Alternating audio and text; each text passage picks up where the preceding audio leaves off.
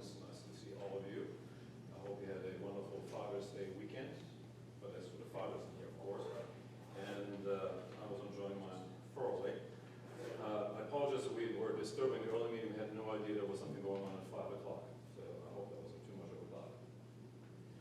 I'm Mike Noll. I live at 2305 Glendale Drive, in case I forgot to say that. And I'm here to talk with you again about data centers today. I'm sure you have noticed the relatively recent guest column I was able to publish of the Lowndes Daily Times. It sort of summarizes the different concerns that we have, citizens in general have, about data centers coming into the communities. And despite one typo that was in there where I was actually more generous than I needed to be with Georgia Power, I think if you check in all of those details that are provided in this guest column, you'll find that there are plenty of facts or pieces of information that basically confirm what I was writing in. What you have in front of you actually is, and this is really, really important, you may also have seen a video we recently produced, and as we were handing out a special award to the lady that has been working for such a long time for Lowndes County, and I was listening to her. She said, in her own words, what I would say as well, Lowndes County is a very special place.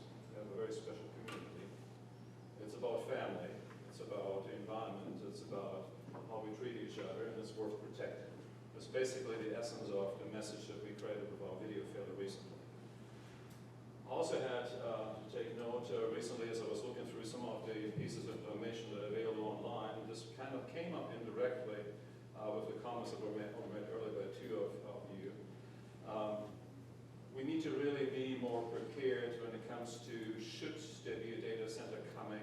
We do not yet have an application as far as I understand. There might be this study being done by Georgia Power, but this is the time as Lowndes County Board of Commissioners to develop a data center ordinance.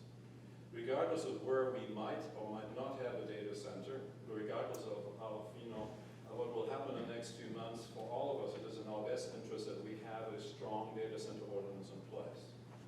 Now, I realize that, and this was an important thing of you to do, that on March the 9th, you basically shared some of the data center prospects with us, but that was more than 3.5 months ago.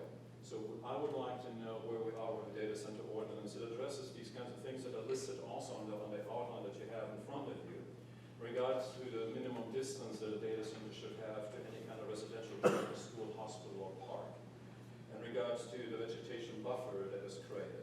In regards to the fact that this is something that Mr. Fisher is bringing up indirectly on a regular basis in regard to a location of a data center should never ever be in an area where you have a potential for sinkhole development where you are above a karst terrain, because it allows for, should there be a spill, the water, the polluted, the wastewater, whatever it may be, directly go into the aquifer. And as Mr. LaFal's mentioned at his presentation the last time and the time before, these PFAS, these forever chemicals, are nothing to fool around with. They stay in our environment for a very, very long time.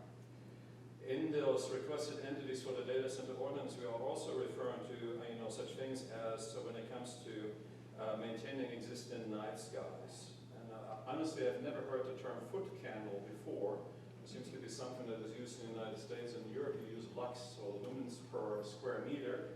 But I actually kind of like the 19th century English foot candle expression in there. But we're giving you an idea also what we think would be an appropriate amount of light or the limit of light that should be allowed. Also mentioned in there you have, what kinds of decibels are allowed during the daytime and during the nighttime. That the testing of backup generators can only be done during certain days of the week and not during certain times. And that we also have, a certain limits when it comes to the height of the buildings. You should also clearly state that whatever cooling method is going to be used, and there are different kinds of options. You have closed-loop cooling system, which we talked about before, but there are also such things as direct-to-chip liquid cooling systems. Those are some of the evolutionary processes that we're actually observing as we speak, that we minimize any consumption of water. Now, I personally would like to not see any data center in the area where right now it's proposed anyway. It's too close to residential areas, and it's above karst terrain and an area where there's sinkhole development. Perhaps there's another location that Mr. Langdon could consider to sell for that purpose, but that will be something we can come to discuss at a later point. Please take a look at these requested entities for If you have any questions, let me know. This is ultimately in the interest of our community and all of us. Thank you.